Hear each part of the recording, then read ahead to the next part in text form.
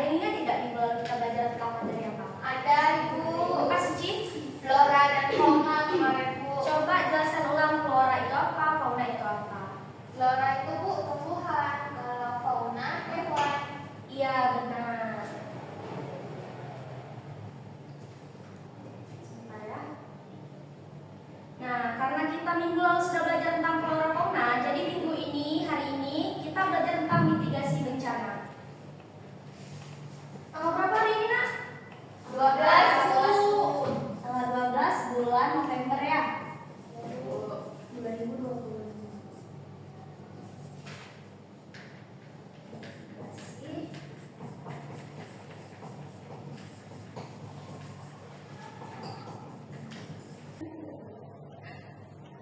Julian, ini spidol udah habis, nanti kalau mau isi ke kantor ya. Baik, Ibu.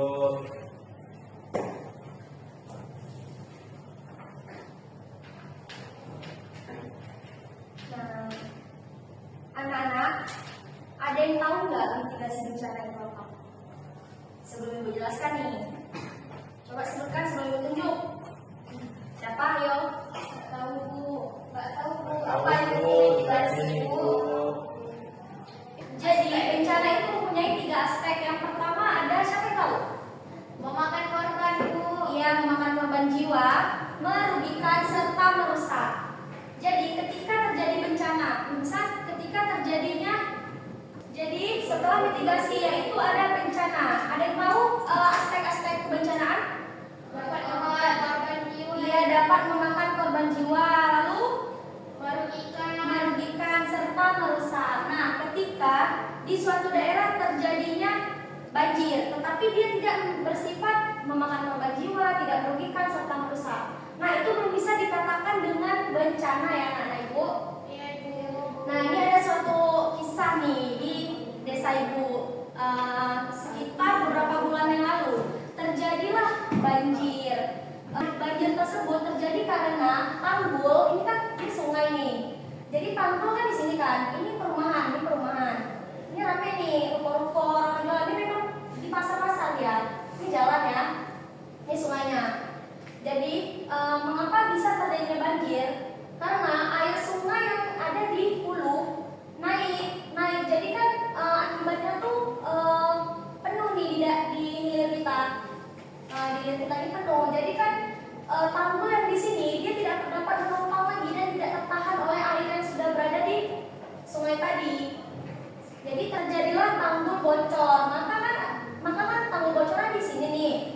Dan airnya mengalir ke rumah-rumah warga. Nah, ini kan banyak korban nih. Ruko-ruko yang di sini semua hancur. Memang banjir itu bisa dikatakan dengan banjir bandang. Nah, dia memakan korban jiwa dan merugikan serta merusak. Karena kan ruko-ruko tadi rusak kan, anak-anak. Nah, itu bisa dikatakan dengan bencana. Sudah paham? Sudah ya Ibu. Jadi dapat diartikan bahwa bencana alam adalah bencana yang diakibatkan oleh peristiwa atau serangkaian peristiwa yang disebabkan oleh fenomena alam seperti gempa bumi, tsunami, gunung meletus, banjir atau kekeringan dan masih banyak lagi ya. Nah, bencana alam ini terbagi menjadi 2. Yang pertama ada bencana non alam. Bencana non alam.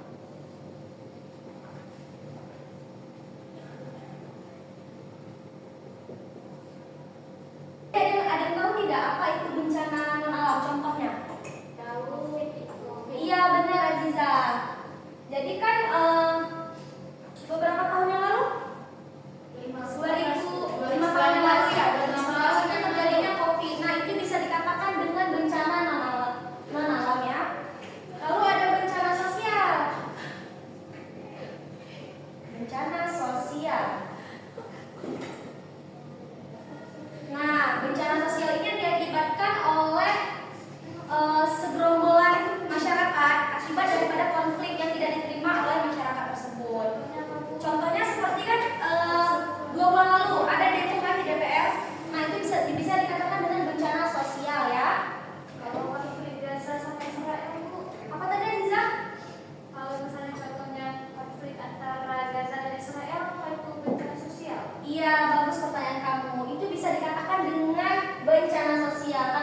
konflik ya. Tapi alhamdulillah sekali Azizah, karena kan Palestina sudah tidak terlalu dijajah oleh Israel ya. Dijajah betul. Lalu lanjut, ada 3 jenis bencana alam. Ada yang bisa sebutkan? Atau mau ibu tunjuk? Bencana nggak tahu apa itu. Bencana alam biologis yang pertama. Lalu yang kedua, ada bencana alam klimatologis, dan yang ketiga ada bencana ekstraterestrial. Nah, bencana alam biologis terjadi sebagai akibat dari tektonik bumi yang berpotensi merusak lingkungan alam, dapat menyebabkan kehilangan nyawa serta kerusakan harta benda.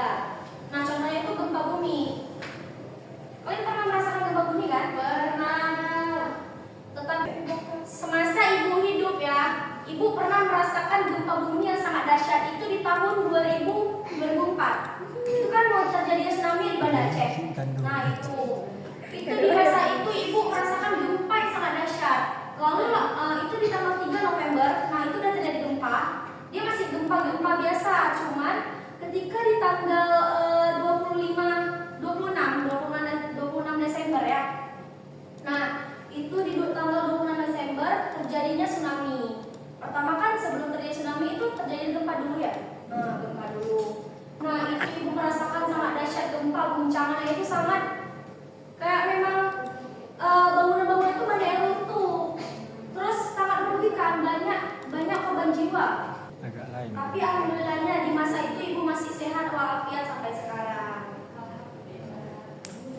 Lalu ada ini masih di bencana alam biologis ya Nana.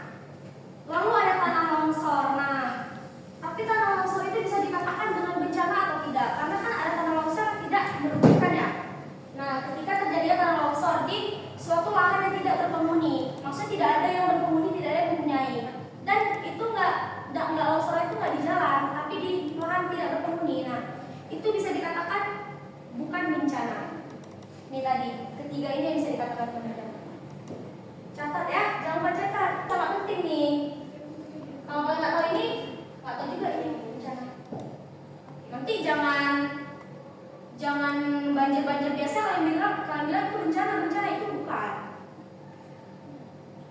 Lalu ada tsunami. Nah, seperti yang ibu jelaskan tadi, tsunami itu sudah pasti bisa disebut dengan bencana. Memang bisa, karena memang bencana tsunami itu banyak korban jiwa. Di tahun 2000 itu bisa dikatakan bencana. Di tahun 2004 itu terjadi tsunami di Banda Aceh. Tanggal berapa yang tahu? Tanggal 26 Desember. Iya benar Suci dan Sarah. Di tanggal 26 Desember itu terjadinya tsunami yang sangat dahsyat di Banda Aceh. Tsunami tadi ya. Jadi kan di tahun 2004 telah terjadinya tsunami yang sangat dahsyat di Banda Aceh. Ada yang tahu nggak tanggal berapa, bulan berapa? Tanggal 6 bulan. Benar kan? Kalian ada sudah lahir? Tapi kamu memang di Banda ya? Enggak, Bu. Enggak. Oke. Nah, setelah terjadinya tsunami di Banda Aceh yang sangat dahsyat, itu banyak sekali ya korban jiwa. Setelah terjadinya tsunami di tanggal 26 Desember tahun 2004, itu banyak sekali mayat-mayat berserakan di jalan-jalan. Masa itu ibu tahu ya, karena memang ibu tuh korban daripada tsunami tersebut. Lalu ada gunung meletus. Nah, gunung meletus ini bisa dikatakan dengan bencana atau tidak, karena kadang dia bisa memakan korban jiwa dan tidak, tetapi dia merugikan karena kan kebanyakan di bawah gunung itu kan banyak lahan warga ya. Nah itu dapat merugikan masyarakat sekitar. Sebentar ya. Dia juga merusak. Iya, serta merusak, benar Delvi. Lalu ada bencana alam klimatologis. Nah, bencana alam klimatologis adalah bencana alam yang disebabkan oleh fenomena cuaca yang mempunyai potensi menimbulkan bencana yang menghasilkan tatanan kehidupan sosial atau yang menimbulkan korban jiwa. Contohnya itu seperti banjir. Tadi sebelumnya udah ibu jelaskan ya, banjir itu yang ini tadi, masih ingat kan? Nah, banjir ini bisa dikatakan dengan bencana karena dia memakan korban jiwa. Lalu ada badai. Nah, badai ini disebabkan oleh gangguan atmosfer yang dahsyat di darat dan air. Badai menjadi ancaman potensial utama bagi sebagian penduduk dunia karena prevalensinya, ukuran daerah yang hancur dan skala kerusakan yang diakibatkannya. Lalu ada kekeringan. Di daerah kita nih pernah merasakan kekeringan nggak? Pernah. Kekeringan yang sampai tanah retak itu pernah? Enggak, Bu, cuman Enggak pernah.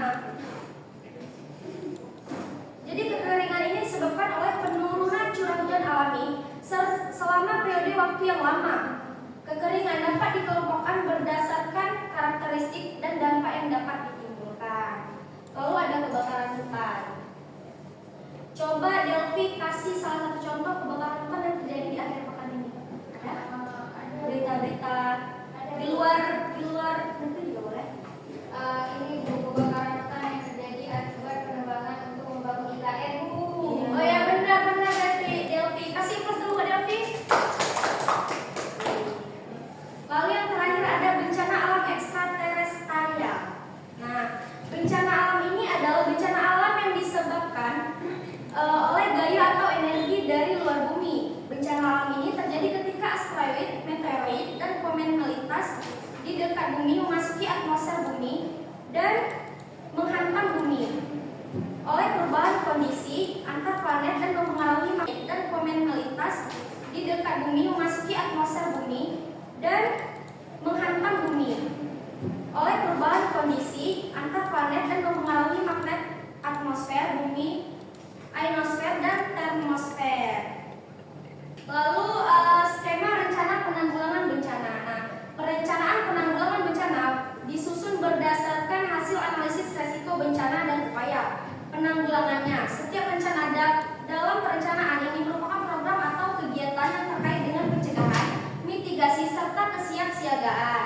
Nah, lalu ada mekanisme kesiapsiagaan dan penanggulangan dampak bencana. Yang pertama ada perencanaan penanggulangan bencana, pengurangan resiko bencana serta pencegahan. Jadi apa yang semua Ibu jelaskan tadi